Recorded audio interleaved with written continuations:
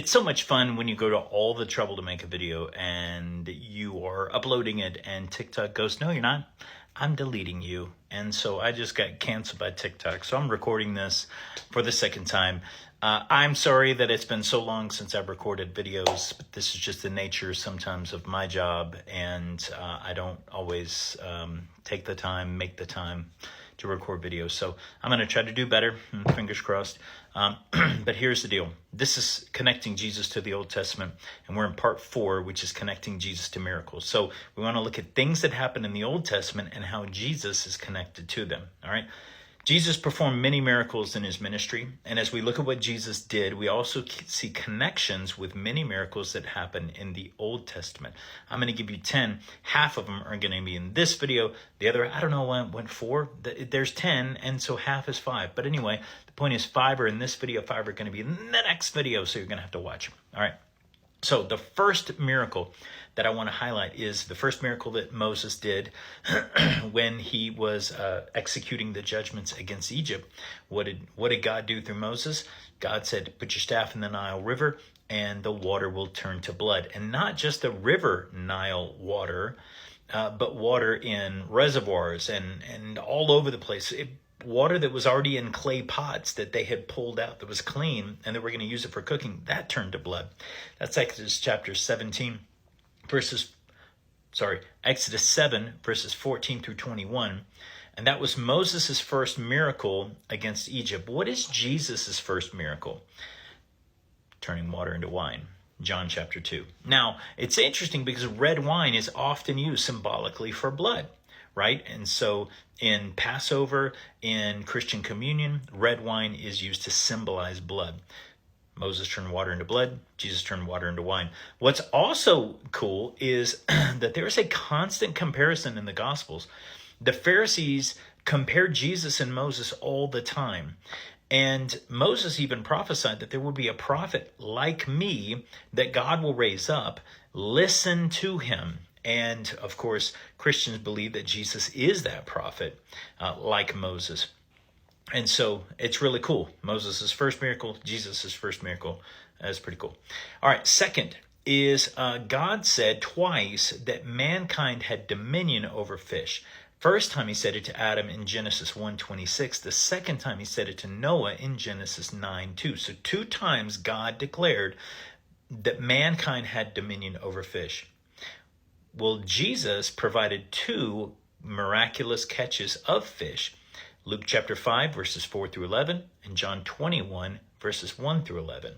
So 2 times man has dominion over fish. 2 times Jesus performs this miraculous catch after they've caught nothing. They've fished all night and caught nothing.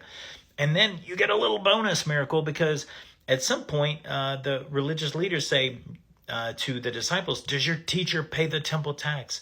And Jesus is like, look, we don't want to offend them, okay? He didn't have to pay the temple tax, all right? But so as not to offend them, Peter, go fishing. The first fish you catch, open its mouth, boom, there's going to be a coin in there, and that's going to be enough to pay your tax and my tax, and that way they don't get offended. That's Matthew chapter 17, verses 24 through 27, and it happened, according to the Gospels, it happened exactly like that. Boom. Peter catches a fish, pulls the coin out, and pays the temple tax. The third miracle is in Exodus chapter 14, verses 21 through 31. There's the parting of the Red Sea. This is, like you want to talk about miraculous. This is impossible. There was no way that Israel could do what needed to be done. They had been led ultimately to an impossible place. And Pharaoh's army is coming up right behind them, and the Red Sea is in front of them. They've got like 1 million people, women, children, elderly. They're bringing pots and pans from Egypt. They didn't bring any snorkeling gear, nothing. They can't swim across and everyone get across. So the miracle of the parting of the Red Sea, so that the wind slams down on the water, holds the sea at bay, and it does it so hard and so dramatically, so fast that it actually dries out the seabed so that they walk across on dry ground. They didn't even get mud on their sandals as they crossed the Red Sea. So the parting of the Red Sea in Exodus 14, and then you have Jesus. Is he going to part the sea? No, he walks on the sea. Matthew chapter 14, verses 22 through 33. So he is Lord, not just parting the sea, but he can walk on the sea. Look, I don't care how much you weigh, what your density level is, you are not walking on water, but Jesus did. All right. So it's in Matthew 14. As I said, it's also in Matthew. This miracle is recorded in Mark chapter 6, verses 45 through 52. John chapter 6, verses 16 through 21.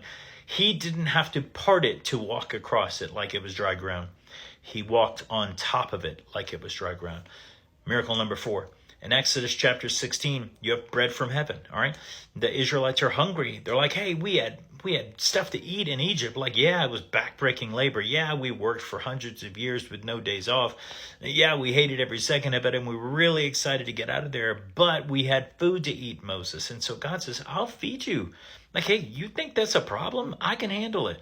So he rains down bread from heaven, manna. The word manna, manhu, in Hebrew means what is it? Which I think is so funny because they didn't know what it was. They didn't know what it was. They didn't know what to call it. So they called it manna, or manhu in Hebrew means, what is this? I don't know, but scrape it together, bake some bread, and it was sweet bread. So God provided bread from heaven. What does Jesus do? He multiplied loaves and fishes. He constantly is referring to himself as the bread of life, the bread from heaven. Bread is really, really important, and Jesus refers to himself as that, and then multiplied loaves and fishes. Matthew 14, verses 15 through 21, and Matthew 15, verses 32 through 38. First time Jesus did it was 5,000 men plus women and children were fed. And at the end of that miracle, there were 12 baskets left over. I like to think it's one basket for every disciple who didn't have a solution to the problem. Jesus says, you feed them. And they're like, what do we have to feed them with? Like a month's wages wouldn't feed this crowd. So there are 12 baskets left over after the miracle. So much so that every single disciple gets one. The second time Jesus did it, he multiplied loaves and fishes to feed 4,000 men plus women and children. At the end of that, there were 7 baskets left over. Now, we don't know the significance of that, other than maybe there were only 7 disciples with him. It's like, guys, you got to get this. This is not a big deal for me. I can multiply loaves and fishes. Did it in the wilderness. I can do it here. Number 5, the blind were not allowed to approach the temple. All right. If you were blind, if you had a defect, some disability, you could not approach the temple. That's Leviticus 21:18. That's Deuteronomy 15:21. They were considered cursed by God. Remember the question, who sinned, this man or his parents, when the disciples asked Jesus, because they came across a man who was born blind. So they were considered cursed. Deuteronomy 28:29. Well, what does Jesus do? He heals blind people all the time. He heals 2 blind people in Matthew chapter 9, verses 27 through 31. And the man born blind, the guy was like, never in the history of the world. The guy who had the miracle performed for him, he said, never has it ever been said that someone who was born blind has been healed so that he could see. And yet I was blind and now I see. And so he was testifying to the glory of God and that Jesus had performed this miracle. So just for a second, in our last minute together for this video, imagine the first thing you see with your new eyes being the face of the Messiah. Like you've never seen anything. You were born blind, and the first thing you see is the Messiah looking at you. Like I can't even wrap my brain around how I would just cry all the time to know that the Messiah had looked at me and seen me. I had nothing to offer. I'd been outcast as a member of society, couldn't participate in any of the festivals, couldn't go to the temple for Yom Kippur to have my sins forgiven, couldn't attend Rosh Hashanah, Sukkot, Shavuot. I could not participate in any of the festivals that made me Jewish, that was part of the culture. And Jesus looked at this guy and he was like, I'm going to do something awesome for him so that he is no longer an outcast. I think it's awesome. All right, so second video is coming up right after I upload this one, so stay tuned and watch it.